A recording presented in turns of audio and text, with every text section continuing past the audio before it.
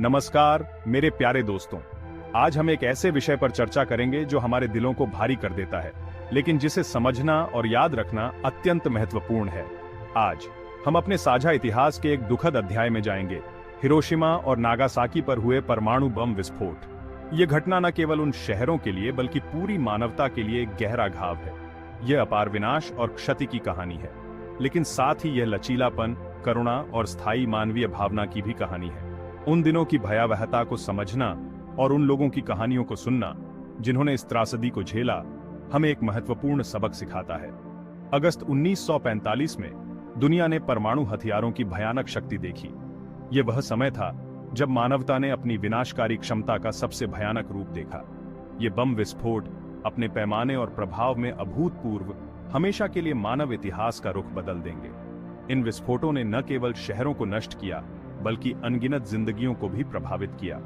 वे संघर्ष के विनाशकारी परिणामों और शांति की तत्काल आवश्यकता की कड़ी याद दिलाते हैं। यह हमें यह सोचने पर मजबूर करता है कि हम किस दिशा में जा रहे हैं और हमें किस दिशा में जाना चाहिए। हिरोशिमा और नागासाकी पर बमबारी सिर्फ 2 शहरों पर हमले नहीं थे, वे मानवता पर ही हमले थे। यह एक ऐसा समय था जब मानवता ने अपनी सबसे बड़ी कमजोरी और सबसे बड़ी ताकत दोनों को देखा। उन्होंने पीड़ा और भय की विरासत पीछे छोड़ी जो आज तक जारी है। यह विरासत हमें यह याद दिलाती है कि हमें अपने अतीत से सीखना चाहिए ताकि हम एक बेहतर भविष्य बना सकें। हमें पीड़ितों, बचे लोगों और इस त्रासदी से मिले सबक को कभी नहीं भूलना चाहिए। उनकी कहानियां हमें यह सिखाती हैं कि हम कितने मजबूत हो सकते हैं और हमें किस दिशा में काम करना चाहिए। यह सुनिश्चित करना हमारा कर्तव्य है कि ऐसी भयावह घटनाएं फिर कभी न हो। हमें यह सुनिश्चित करना चाहिए कि हम अपने भविष्य को सुरक्षित और शांतिपूर्ण बनाएं। आइए इस कठिन इतिहास का सामना एक साथ करें, खुले दिल और दिमाग से, ताकि हम परमाणु युद्ध के खतरे से मुक्त भविष्य की दिशा में काम कर सकें। यह हमारी जिम्मेदारी है कि हम अपने बच्चों और आने वाली पीढ़ियों के लिए एक सुरक्षित और शांतिपूर्ण दुनिया छोड़ें। अगस्त 1945 की घटनाओं को समझने के लिए हमें पहले द्वितीय विश्व युद्ध के वर्षों में वापस जाना होगा।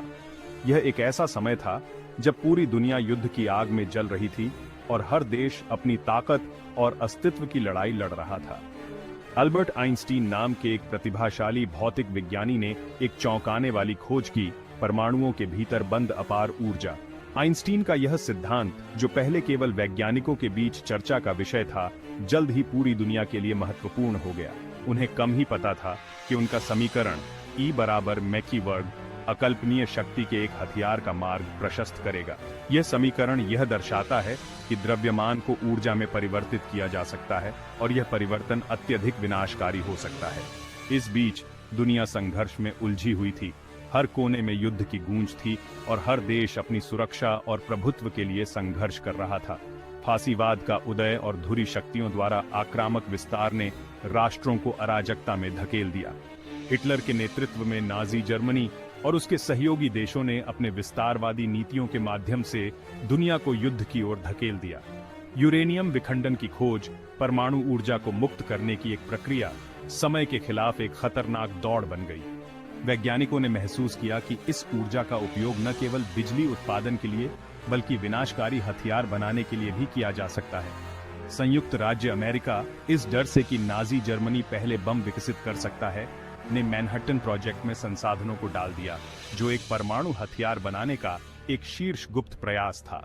इस परियोजना में हजारों वैज्ञानिक, इंजीनियर और तकनीशियन शामिल थे, जो दिन रात काम कर रहे थे। प्रतिभाशाली वैज्ञानिकों के नेतृत्व में यह प्रयास युद्ध के परिदृश्य को हमेशा के लिए बदल देगा। परमाणु बम का विकास न केवल युद्ध के परिणाम को प्रभावित करेगा, बल्कि यह भी दिखाएगा कि विज्ञान और प्रौद्योगिकी का उपयोग कैसे मानवता के भविष्य को आकार देने के लिए किया जा सकता है। 6 अगस्त 1945 को दुनिया ने दहशत में देखा, क्योंकि एक अमेरिकी B-29 बॉम्बर एनोला गे ने जापान के हिरोशिमा पर लिटिल बॉय नामक एक यूरेनियम बम गिराया। एक समय जीवंत और जीवन से भरपूर शहर एक अंधाधुंध फ्लैश और एक ओग्लुशाइटलनी गर्जना में गायब हो गया। 3 दिन बाद 9 अगस्त को एक और B-29 बॉक्सकार ने नागासाकी पर एक प्लूटोनियम बम फैट मैन ड्रॉप्ड। एक बार फिर आकाश में आग लग गई, इमारतों को मलबे में बदल दिया और अनगिनत लोगों की जान ले ली। तत्काल बाद डिस्ट्रक्शन कैरी था। भीषण गर्मी ने अपने रास्ते में आने वाली हर चीज को वाष्पीकृत कर दिया। जो लोग शुरुआती विस्फोट से बच गए, उन्हें एक फिरावह वास्तविकता का सामना करना पड़ा। विकिरण बीमारी, एक मूक हत्यारा जिसने उनके शरीर को अंदर से तबाह कर दिया। भाग 4, अनदेखे निशान, रेडिएशन से प्रभावित पीढ़ियां। यह कहानी उन लोगों की है जिन्होंने परमाणु बम विस्फोटों के बाद की भयावहता को झेला। परमाणु बम विस्फोटों की असली भयावहता बाद के दिनों, हफ्तों और वर्षों में सामने आई। विस्फोट के तुरंत बाद लोगों ने जलन, बाल झड़ना और अन्य तीव्र विकिरण प्रभावों का सामना किया। बचे लोगों, जिन्हें हिबाकुशा के रूप में जाना जाता है, ने विकिरण जोखिम के अदृश्य निशान को जन्म दिया। हिबाकुशा ने न केवल शारीरिक घावों को सहा, बल्कि मानसिक और भावनात्मक आघात भी झेला।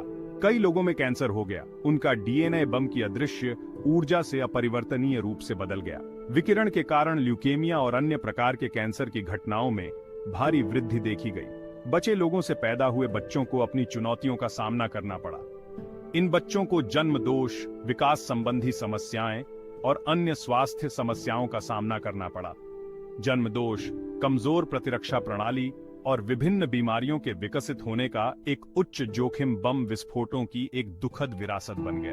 इन समस्याओं ने न केवल शारीरिक स्वास्थ्य को प्रभावित किया, बल्कि मानसिक स्वास्थ्य पर भी गहरा प्रभाव डाला। विकिरण विषाक्तता का प्रभाव पीढ़ियों तक फैला हुआ है। यह प्रभाव केवल शारीरिक नहीं था, बल्कि सामाजिक और आर्थिक स्तर पर भी देखा गया। मनोवैज्ञानिक टोल समान रूप से गहरा था। वैज्ञानिकों ने पाया कि विकिरण के प्रभाव से न केवल शारीरिक बीमारियां बढ़ीं, बल्कि स्वास्थ्य समस्याएं भी बढ़ीं। बचे लोगों को आघात, उत्तरजीवी के अपराध बोध और प्रियजनों के नुकसान से जूझना पड़ा। पीटीएसडी और अन्य मानसिक स्वास्थ्य समस्याओं ने उनके जीवन को और भी कठिन बना दिया। दर्द और लचीलापन से भरी उनकी कहानियां परमाणु युद्ध की मानवीय कीमत की कड़ी याद दिलाती हैं। इन कहानियों ने दुनिया को यह सोचने पर मजबूर कर दिया कि परमाणु हथियारों का उपयोग कितना विनाशकारी हो सकता है। भाग 5, मलबे से आशा, सहायता, पुनर्निर्माण और चिकित्सा चमत्कार। ट्रेजेडी के बीच आशा और लचीलापन की कहानियां इमर्ज्ड। डॉक्टरों और नर्सों ने कई खुद घायल हुए, जान बचाने के लिए अथक प्रयास किया। अंतर्राष्ट्रीय सहायता मिली, जिससे जरूरतमंद लोगों को भोजन, दवा और आश्रय मिला। हिरोशिमा और नागासाकी के लोग, हालांकि हमेशा के लिए बम ब्लास्टों से आहत हुए, उल्लेखनीय शक्ति और दृढ़ संकल्प प्रदर्शित किया। उन्होंने अपने बिखरे हुए शहरों के पुनर्निर्माण के कठिन कार्य को शुरू किया, ईंट दर ईंट, जीवन दर लाइफ। दुनिया भर के चिकित्सा पेशेवर विकिरण के प्रभावों का अध्ययन करने और विकिरण बीमारी के लिए उपचार विकसित करने के लिए एक साथ आए। उनके अनप्रेसिडेंटेड काम ने न केवल हिबाकुशा की मदद की, बल्कि विकिरण और मानव स्वास्थ्य पर मीनवाइल के इम्पैक्ट के बारे में हमारी समझ को भी फायरे बढ़ाया। भाग 6, पुनर्प्राप्ति की लंबी सड़क, अदृश्य दुश्मन पर काबू पाना। ठीक होने का रास्ता लंबा और कठिन था।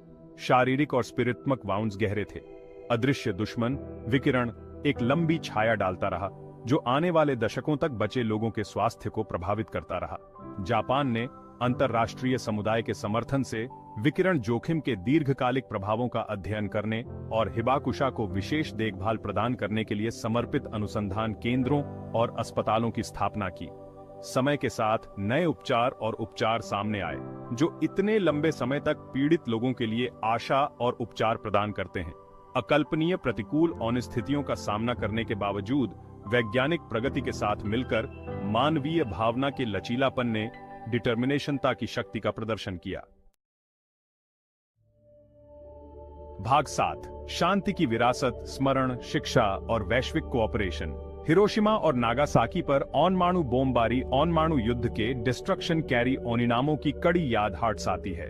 वे शांति, कूटनीति और वैश्विक सहयोग के लिए एक पावरशाली आह्वान के रूप में कार्य करते हैं। बम ब्लास्टों के बाद जापान ने एक पीसवादी संविधान को अपनाया, युद्ध को एक संप्रभु अधिकार के रूप में त्याग दिया। उन्होंने खुद को विश्व मंच पर शांति और समझ को बढ़ावा देने के लिए समर्पित कर दिया।